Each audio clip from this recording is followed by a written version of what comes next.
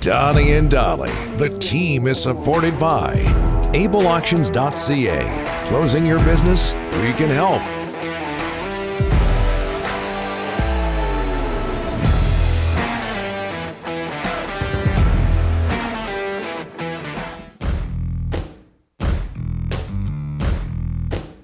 A reminder that Darren Millard is going to join us at around 11:15, 11:20 or so from Vegas to talk about the Jack Eichel deal.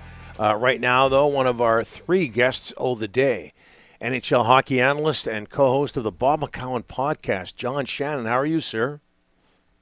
I'm doing great, boys. And let's get down to brass tacks right away, okay? Yep. The Flintstones. Yeah. Are you? Come on. Yes. I forgot that one. Come on. Yabba dabba do. Come on. Yeah. None of this. I mean, Roadrunner. Everybody's a pale imitation compared to the Flintstones. Tom and Jerry was good, though, John. Tom and Jerry was good, John. Right there. Well, in 2021, Tom and Jerry's too violent. Yeah, that's true. Good point. That's that. Flintstones. But the Flintstones transcend everything. The Flintstones, they are modern guy. They are the honeymooners. I mean, they're everything. Come on. Well, I was just going to say, John, I believe the Flintstones was based on the honeymooners with Jackie Gleason. But absolutely, Jackie Gleason and Art Carney. Absolutely. We're out of time here. And one of my favorite lines. One of my favorite lines at any movie was Michael Keaton in Night Shift. When he was watching the Flintstones, and he turned and said to Henry Winkler, "Barney Rubble, what an actor!" And he was right. He was bang on. Okay, Mr. Slate wasn't bad either. Okay, the Jack Eichel deal. Your reaction? Well, I tell you what. If I'm a Vegas Golden Knight fan, I am so thankful that Bill Foley and George McPhee and Kelly McCrimmon work for my team and are prepared to take risks. They needed to fill a void. They didn't have a number one center. They haven't had one for a couple of years now. So that's the positive side of that. It's going to take 3 to 5 months. This is an investment for next year. And let's face it, guys, you know the Pacific Division. How tough is it in the Pacific Division right now? The answer is not very. Vegas will make the playoffs without Eichel, but they have invested in the future. And I think from that perspective, it will be great. As far as Buffalo goes, they needed to get $10 million off the salaries. That's important. They needed to find a way and believe that they got some young prospects. They got the draft pick. Peyton Krebs is going to play. Alex Tuchs is a good forward for them from upstate New York. Yep. So I don't think Buffalo could have done any better. I really don't. And all this, I heard you guys, all the foofara about Matthew Tkachuk, Sean Monahan. There was no way they were taking that kind of money back. There was no way. And there was no way Calgary was going to put Matthew Tkachuk in any deal because he is going to be the next captain of this team at a certain point. And they weren't going, and they have him for 2 more years. Everybody says, well, he's an RFA after next year. They can qualify him for the $9 million. And so they have him for at least 2 more years. I don't know where that came from. I suspect it came from a few people who were trying to drive the price up for Buffalo. Yeah. And we'll go from there. You touched on this, John, but they went after Carlson, Tavares. They got Pietrangelo. They got Stone. They got Pacioretty. They take big risks on big-name players. Do you admire the way Vegas does business? I do, and it comes right from the top because from the opening day, Bill Foley wanted to have a winner. And I mean, let's face it, that's how they got to the Stanley Cup final because he allowed George at that point, and then Kelly when he took over as the manager, to be aggressive. So, this is one of those ones where Foley walks in the room and says, we've got to do what we've got to do. Kelly, what do you want to do? He says, I want to go get Jack Eichel. And Foley gives him the blessing to do it. And that, I think in so many ways, there might be 31 other fan bases looking at Vegas saying, why can't our guys do that? Why can't our guys be that aggressive?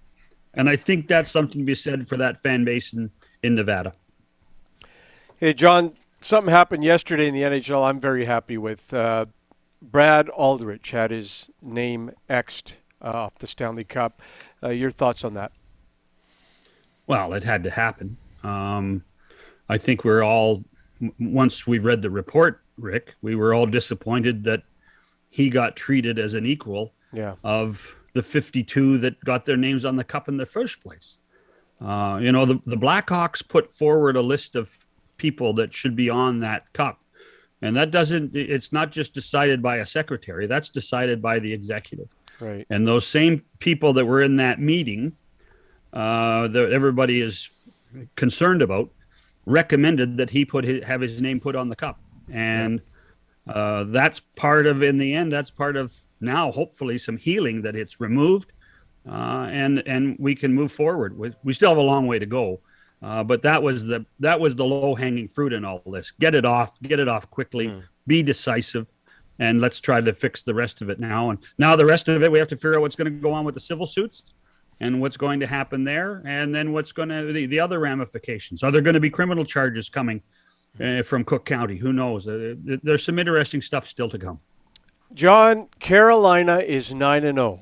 All right, their head coach is right here from Vancouver Island, Campbell River. Rod Brendamore's doing a fantastic job, has been doing one since he became the head coach. Freddie Anderson, 8-0. Don Waddell did nothing in Atlanta, and it was just almost like he was off the radar. Now he's in the conversation for GM of the year. Your thoughts on Carolina? Well, again, this is one of those places where ownership is hands-on. Tom Dundon is very hands-on.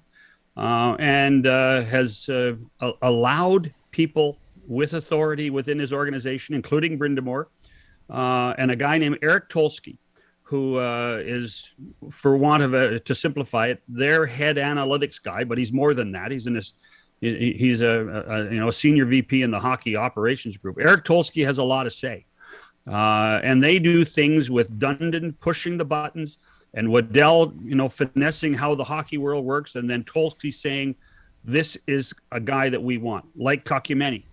And they've done that in so many other situations, and they've done a solid job. They're not a big organization, Rick, as you know, but they are efficient and they are progressive. And then you put that aspect of it, and then you put Brindamore's talent and his ability to communicate with his players in there, and you have a real recipe for success. John, where are we with analytics? Because a few years ago, there was just this assumption that sort of approach would take over hockey completely. You look at Carolina, successful. Florida, Carolina. I'm talking about teams that emphasize analytics. Toronto, not so much. Where are we with analytics in hockey? Well, I'll tell you what, Donnie, if you have 10 aspects of how to analyze players, how to analyze a game, 10 different categories, analytics is one of those categories. And it doesn't, I think for a lot of people, there's still the eye test, but analytics are not going away. Analytics are going to be used to their benefit. The question is how do you, unlike baseball or football or basketball, the flow of hockey does not allow for analytics to be put into place all the time during the game. But there are times where a coach can actually use some of that stuff too. They're here to stay, and they're going to be in every trade discussion from now until eternity. And they're going to be involved in draft discussions all the time. And it's just, to me, it's now just a regular checklist. Every team's got a doctor, every team's got a scout, and every team has an analytics guy. This into the Delaney's OK Tire and Langley inbox just before we let you go. I think John Shannon's kind of cute. Signed Betty Rubble. Hey, here's the thing. I think I had a bigger crush on Betty than I did on Wilma. Yeah. That was always a debate. That was always a debate. Oh, Who's absolutely. hotter? Yeah. John, I got another one, and this guy's been all over you for a couple of weeks. John, your picture frame in the background is crooked. Come on, man. BK from North Van. Yep. I'll tell you, for next Thursday, it'll be fixed. Yeah. Off to Home Depot. I can fix it now and waste your time. No. We got Darren Millard coming up. We don't want to let keep the big star waiting. Keep the question simple for Millard, okay? Go get yourself a level at Home Depot. Yep. Thanks, John. Cheers, boys.